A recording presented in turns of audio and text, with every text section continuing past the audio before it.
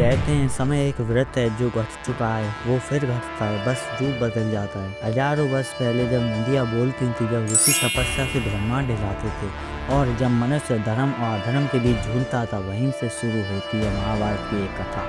यह कथा आरंभ होती है चंद्रवंश से, जहाँ जन्म हुआ राजा भरत का। वही भरत जिनके नाम पर इस भूमि को भारतवर्ष कहा गया। भरत वह राजा थे जिन्होंने शक्ति और न्याय को एक ही सूत्र में बांध दिया था। उनके वंश से आगे चलकर जन्म हुआ राजा कुरु का। वही कुरु जिनके नाम पर बनी भूमि कहलाई कुरुक्षेत्र। राजा कुरु युद्ध नहीं धर्म की खेती करना चाहते थे। कहा जाता है वे इंद्र और वरुण के पास गए और बोले, मुझे एक ऐसा स्थान दो जहाँ मैं धर्म का बीज बो सकूं। देवताओं ने मुस्कुराकर कहा, राजन, ऐसा स्थान केवल वही बन सकता है जहाँ मनुष्य अपने कर्मों से देवता को प्रभावित करे। तब कुरु ने अपने हाथों से जोता वह मैदान जो आगे चलकर कुरुक्षेत्र कहलाया। वही भूमि जहाँ हजारों वर्ष बाद धर्म और अधर्म आमने सामने खड़े होंगे। कुरु के वंशजों में अनेक राजा हुए और उसी वंश में जन्म हुआ राजा प्रतीक का।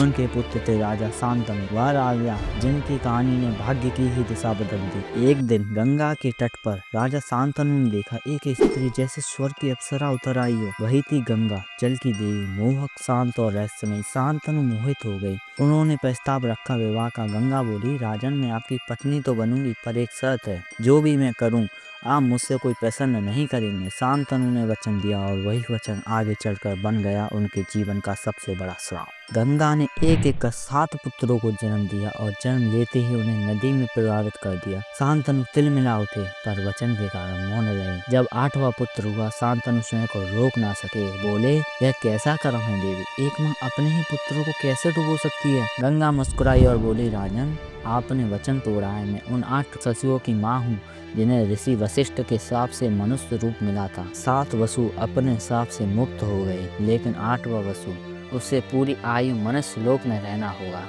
गंगा बोली, यह बालक तुम्हारा पुत्र है, नाम होगा देवव्रत। और यह कहकर गंगा अपने पुत्र को लेकर जल में विलीन हो गई। कई वर्षों बाद जब शांतनु अकेले रह गए, तब गंगा फिर प्रकट हुई और अपना बालक उन्हें लौटा दिया। अब वह शिशु नहीं रहा था, बन गया था एक द्वितीय युग, जिसकी प्रतिज्ञा आने वाले युग की दिशा बदलेगी। देवव्रत, जिसे आगे चलकर दुनिया भीष्म के नाम से जानेगी। पर सवाल यह है, क्यों ली उसने ऐसी प्रतिज्ञा जिससे उसके जीवन से प्रेम, विवाह, संतान सब छिन गया। जानिए अगले भाग एपिसोड 1 के पार्ट 2 में भीष्म प्रतिज्ञा, महाभारत की पहली शपथ। अगर आपको यह कथा पसंद आई तो भीष्म प्रतिज्ञा भाग 2 जरूर देखें। महाभारत की इस महान गाथा को सुनते रहिए यहीं आपके अपने चैनल मैथोलॉजी स्टडी पर।